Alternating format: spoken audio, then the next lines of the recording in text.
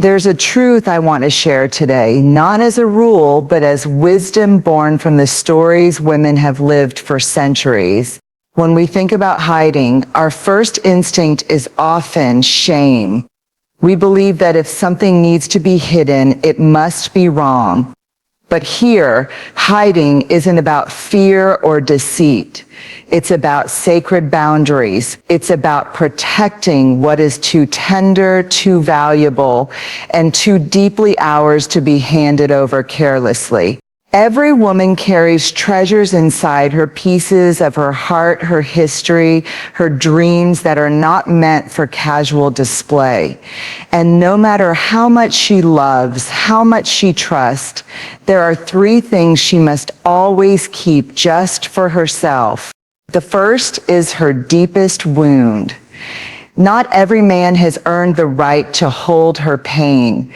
Not every man knows how to carry it with gentleness. Some wounds take years to heal, and if she gives them too soon, she risks reopening them in the wrong hands. Healing is her sacred journey. It belongs first to her. The second is her quiet strength. You know the strength I'm talking about, the kind that gets her out of bed when her heart is heavy, the kind that pushes her forward when the world tells her she should quit. If she exposes all of it, some will lean too heavily on it, expecting her to carry everything.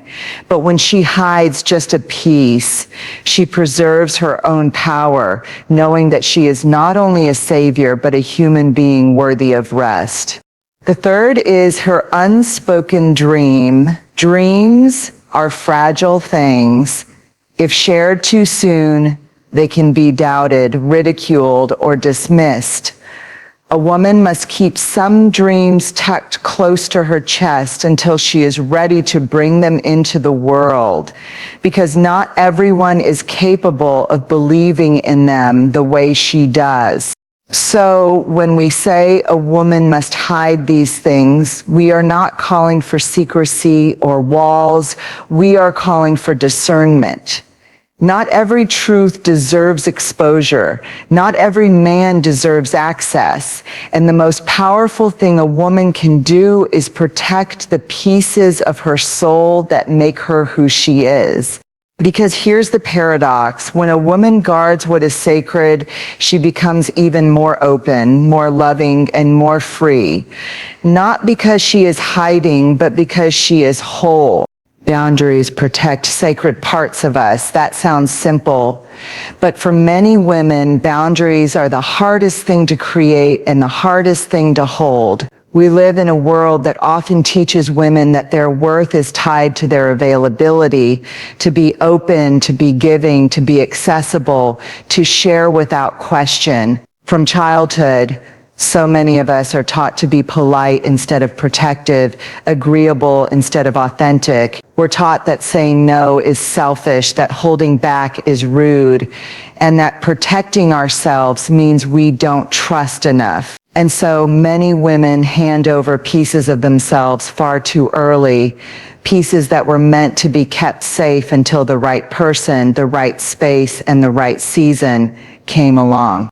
But here's the truth. Boundaries are not walls. They are doors. Doors that only you have the key to. They don't shut people out. They let the right people in. Boundaries are not about rejection. They are about honoring the most sacred parts of your soul and saying, only those who respect me get to enter here. Without them, everything that is precious to you, your peace, your energy, your self-worth, becomes vulnerable to misuse. Think about your inner life as a house. Not everyone deserves to walk straight into your bedroom, where your most intimate self resides. Some people may only belong in the living room. Some may only get to stand on the porch. And that doesn't make you cold or distant. It makes you wise. A woman who invites everyone into her sacred rooms too quickly often finds herself depleted, misunderstood, or even betrayed. And yet, when she learns to say, this part of me is private, this part of me is mine, she begins to experience something powerful, self-respect, the The reason boundaries feel so uncomfortable is because they require courage. Courage to say no, courage to risk disappointing someone, courage to hold on to your truth even when someone else pushes back. Many women struggle with this because they are taught to equate love with sacrifice. But the deepest form of love, love that lasts, love that heals, cannot exist without healthy boundaries. Without them, love turns into dependency, control, or resentment. With them, love becomes a choice, not an obligation. Protecting sacred parts of yourself isn't about hiding forever.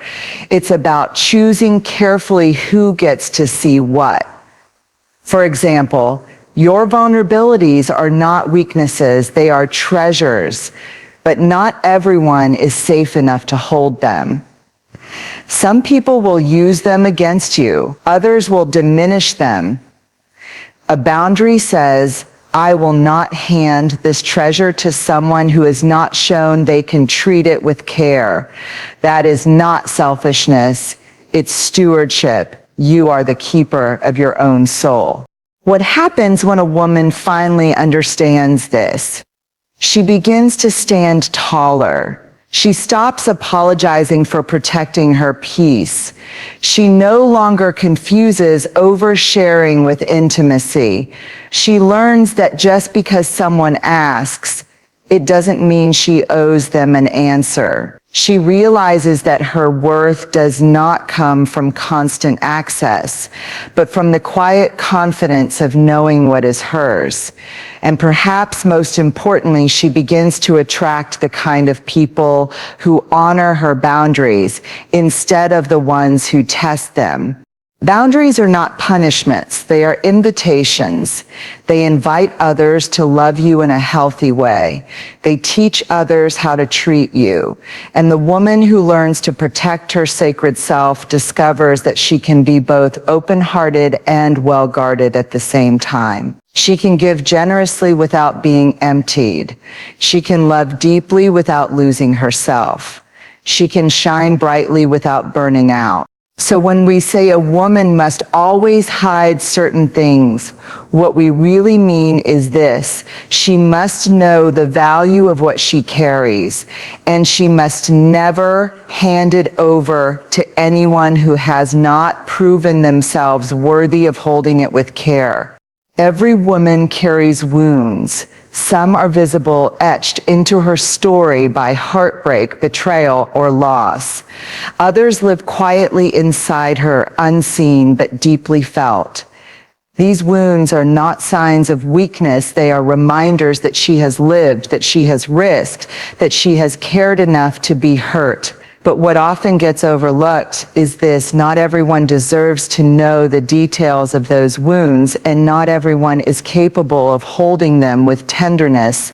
When we hand our unhealed pain to someone who is not prepared, we risk being cut open all over again. It's like giving fragile glass to someone who doesn't understand its value. They may drop it, dismiss it, or even use it against us. Too often, women share their deepest hurts in the hope that vulnerability will bring closeness, only to find that it sometimes brings judgment, silence, or even exploitation. This doesn't mean vulnerability is wrong. It means that timing and trust matter. Healing is sacred work. It's not linear. It doesn't follow a schedule. Sometimes it feels like forward motion, other times like starting all over again. But healing is ours first. It's our responsibility, our right, and our journey. And before a wound is shared, it needs space to breathe, to scar, to remind us that we are stronger than we once believed. When a woman rushes to reveal her deepest pain before it has been tended to, she risks giving someone else control over her healing. She risks being defined by her wound rather than her resilience. The truth is, not every man is equipped to sit with a woman's pain. Some will try to fix it too quickly, offering solutions instead of presence. Others will turn away, uncomfortable with the depth of what they've been given, and some may even exploit it, using her vulnerability as a way to diminish her strength. That is why discernment is everything. Sharing your wounds is not about hiding forever. It's about protecting what is still tender until you've found the right people, the right place, and the right moment to reveal it. Think about it this way. If you had a physical wound, you wouldn't pull off the bandage every time someone asked. You wouldn't expose it to dirty hands or harsh weather. You would cover it, tend to it, and wait for it to heal enough that exposure wouldn't cause more damage. The same is true for the wounds of the heart. They require care. They require protection. They require time. And in that time, healing doesn't make you weaker. It makes you wise. There's also a quiet power in holding some of your story back until you're ready. It allows you to process your pain on your own terms instead of shaping it around someone else's reaction. It gives you the chance to reclaim the narrative, to decide how you want to tell it, when you want to tell it, and who has earned the privilege of hearing it. And when that moment comes, sharing becomes an act of courage, not desperation. It becomes a gift, not a burden. A woman who guards her wounds wisely is not cold or untrusting. She is discerning. She is saying, my pain is not your playground. My story is not your property. My healing belongs to me. And in that stance, she gains something profound, the ability to love without losing herself, to trust without surrendering her dignity, and to share her story when it becomes a testimony of strength rather than a cry for rescue. So yes, deep wounds must be healed before they are handed to another, not because we are ashamed of them, but because they are too valuable to risk in careless hands. When a woman takes the time to heal, she no longer shares from a place of bleeding. She shares from a place of wisdom, and that makes all the difference. There is a kind of strength that doesn't shout, doesn't demand attention, and doesn't need to be proven. It's the quiet strength of a woman who holds her family together in the middle of chaos, who gets up every morning even when the weight of life feels unbearable, who listens more than she speaks, and who carries responsibilities that no one else sees. This strength is not loud or dramatic, but it is steady, consistent, and powerful. And because it often goes unnoticed, it is also the most easily taken for granted. The world has a way of pulling from women who carry this kind of strength. Friends lean on them, partners rely on them, workplaces exploit them, society praises them for being endlessly giving, endlessly capable, endlessly resilient. And while recognition feels nice, it can also become a trap. When a woman's quiet strength is always on display, people begin to expect it without question. They forget that she is human, not a machine. They forget that even the strongest shoulders get tired. This is why some strength must be preserved, kept hidden, kept sacred, kept for herself. Because when a woman shows all of her strength, when she gives and gives until there is nothing left, she risks burning out. She risks becoming so defined by what she carries for others that she forgets who she is apart from her roles and responsibilities. Quiet strength should be shared, yes, but it should never be depleted. Think of it like a well of water. If everyone comes to draw from it and no one helps to refill it, eventually the well runs dry. And when that happens, the woman who once carried others suddenly has nothing left for herself. But if she protects that well, if she decides that some of her strength is reserved for her own healing, her own dreams, her own joy, then the well never empties. It becomes sustainable, a source of life, not just for others, but for her too. Preserving strength does not mean withholding love. It does not mean refusing to help. It means practicing discernment. It means asking, does this request align with my values, or is it simply draining me? It means daring to say no without guilt, because every no to something that depletes her is a yes to something that restores her. It's about remembering that strength isn't just about what you can carry. It's also about what you choose to put down. There is also another layer here.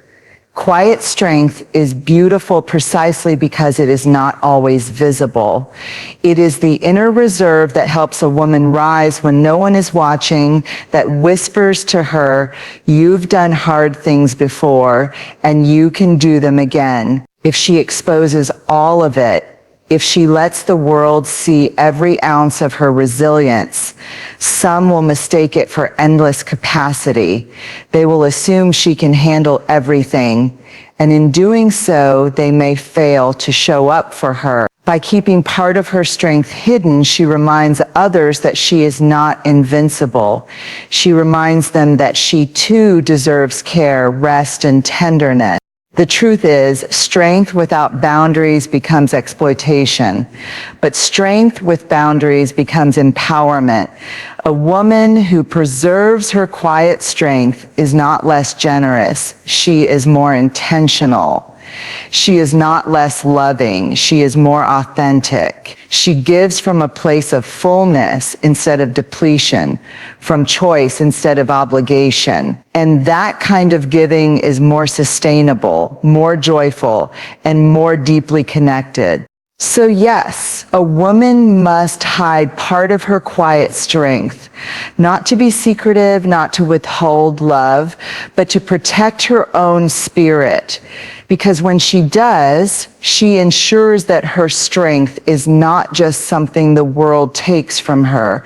It is something she also keeps for herself. And in that balance, she discovers not just survival, but wholeness. Every woman carries dreams within her, some small and simple, others vast and daring. They come to her in quiet moments, often when no one is watching. They whisper possibilities of what her life could become, who she might grow into, or what impact she might leave behind. These dreams are not always practical, and they are rarely understood by everyone. And that is precisely why they must be protected. Dreams in their earliest form are fragile. They need space to breathe before they are exposed to the noise of the world. Too often, women are encouraged to share every thought, every goal, every vision with those around them, as though openness itself is proof of confidence. But not all listeners are allies. Some people hear a dream and immediately point out the reasons it won't work. Some dismiss it as unrealistic. Others project their own fears, telling her to stay safe, to be careful, to lower her expectations. And sometimes the harshest reaction comes not from strangers, but from those closest to her, people who love her but cannot imagine her stepping into a bigger life than the one they know. When a woman shares her dream too soon, before it has roots, she risks letting doubt creep in before belief has had a chance to grow. Words of discouragement can feel heavier than encouragement, especially when her dream is still delicate. It's like planting a seed and exposing it to harsh winds before it has sprouted strong enough to survive. The dream doesn't always die, but it can take longer to recover. That is why a woman must hold some of her dreams close, not out of secrecy, but out of wisdom. Protecting a dream doesn't mean hiding it forever. It means giving it time to grow strong enough to stand on its own. It means nurturing it in private, feeding it with learning, effort, and quiet belief. It means creating small steps in silence, celebrating progress quietly, and trusting that when the right moment comes, the dream will speak loudly enough and be undeniable. There is something powerful about the quiet work of nurturing a dream. When no one else knows what she is building, she is free from judgment. She is free to fail privately, to adjust without pressure, to rise again without the weight of outside expectations. In that private space, a dream transforms from wishful thinking into real possibility. And when she finally chooses to reveal it, it comes not as an idea to be debated, but as a reality already in motion. It's important to remember that not everyone has the capacity to believe in something beyond what they can see. But the absence of their belief does not make a woman's dream less worthy. The most extraordinary visions in history were once ridiculed, doubted, or ignored. Every woman must learn to separate the voices that nurture from the voices that diminish. She must remember that she doesn't need universal approval to pursue something sacred. She only needs her own conviction and the courage to keep going. And here's the paradox. When a woman keeps some dreams private, she actually becomes more generous in the long run, because the dreams she protects eventually grow strong enough to serve others. They inspire, they create change, they give hope, but none of that is possible if the dream is destroyed before it has a chance to grow. So yes, some dreams must remain unspoken until the time is right, not because she doubts herself, but because she knows their value. They are not secrets, they are seedlings. And a wise woman doesn't expose seedlings to storms. She tends to them, she believes in them, she waits for them to grow.